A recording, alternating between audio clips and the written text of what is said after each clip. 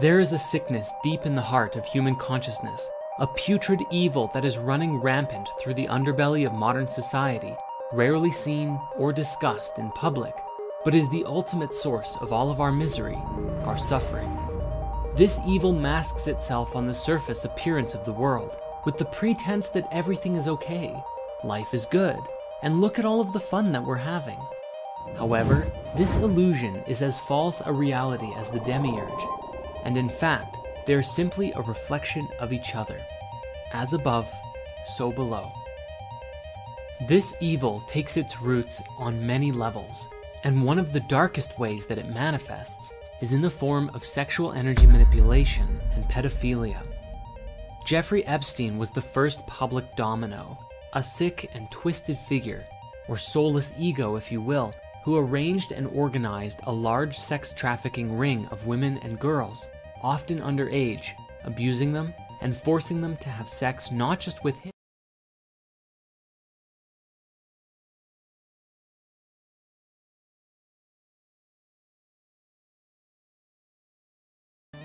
The Epstein scandal was akin to tripping over something big, and it's up to all of us to pull back the curtains and reveal what's really going on. The stories and conspiracy theories around this go very deep, suggesting that at the highest level, the ruling elite of the world sustain themselves on the energy of the innocent, that pedophilia and rape gives an individual a high, taking one's purity, shattering one's innocence, and giving them a feeling of power and authority over others through horrifying sexual energy manipulation.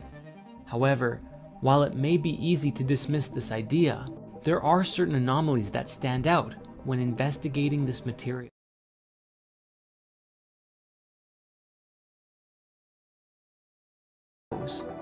Then again, the official story is that Epstein killed himself. However, investigations into the nature of his death calls all of this into question, essentially suggesting that his death was not a suicide, but rather that he had information that he could have used to prosecute many high-level individuals, and someone shut him up before he had the chance to speak.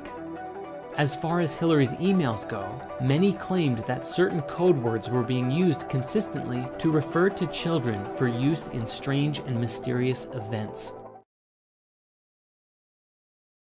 The ones pulling all of the strings today are generally called the Deep State, the manipulative group controlling human consciousness through nefarious means. But with that, the mysteries of who is behind all of this aside, how exactly do the world elite control human consciousness? Due to the sheer volume of control mechanisms, here we're going to provide a lighter overview, and you are encouraged to explore these as you see fit. Fear and scarcity. At the highest level of control, fear is one of the most easiest methods to control the population in mass. This is a two-way street that binds the influence from the elite and us together, for we actively perpetuate the problem when we live from fear and scarcity, spreading it around to each other like a nasty virus. Fear can be used to corral people in all manner of directions, to take actions that are not in their best interest, or to give up their power and control to others. Our food. For the most part, all of the food that we're eating today is toxic, designed to subdue our creative energy, making us easily addicted to things that are unhealthy for us.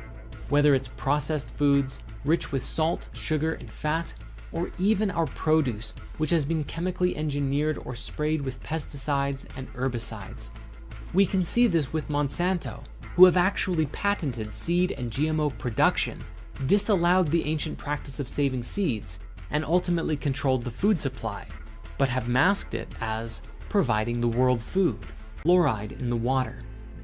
Some have said that fluoride is the metaphorical tears of the New World Order, and that it's their most widely used weapon against us.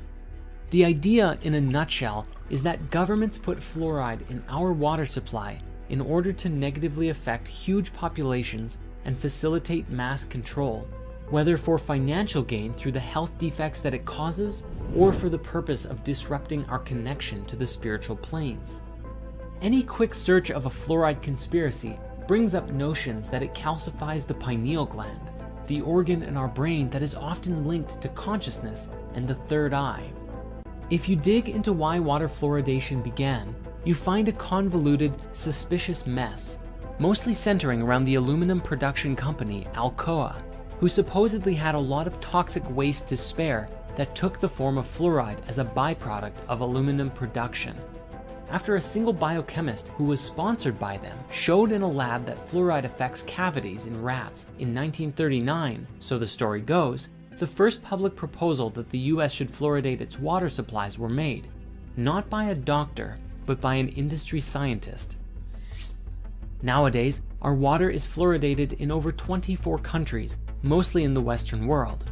According to chemist and researcher Charles E. Perkins, who wrote the book The Truth About Water Fluoridation, repeated doses of infinitesimal amounts of fluoride will in time reduce an individual's ability to resist domination by slowly poisoning a certain area of the brain, thus making them submissive to the will of those who wish to govern them.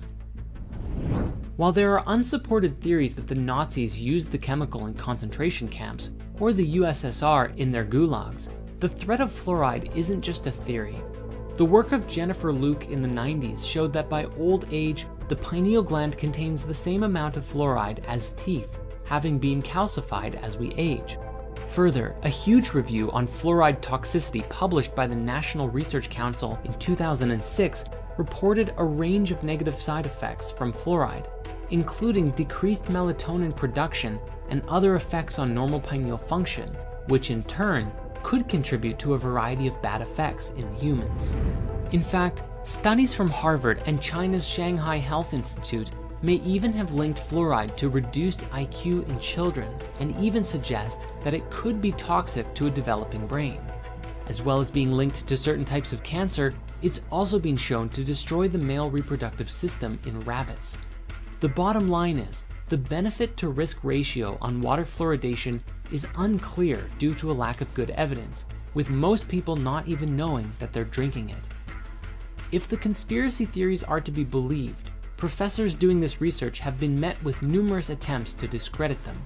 Stephen Peckham, director of the Centre for Health Services at the University of Kent and professor at the London School of Hygiene and Tropical Medicine at the University of Toronto, has had his research of water fluoridation rejected from dental health journals. He's even spoken out about being accused of statistics hacking and for research that made the link between fluoride and hypothyroidism. It seems as though someone does not want this info getting out.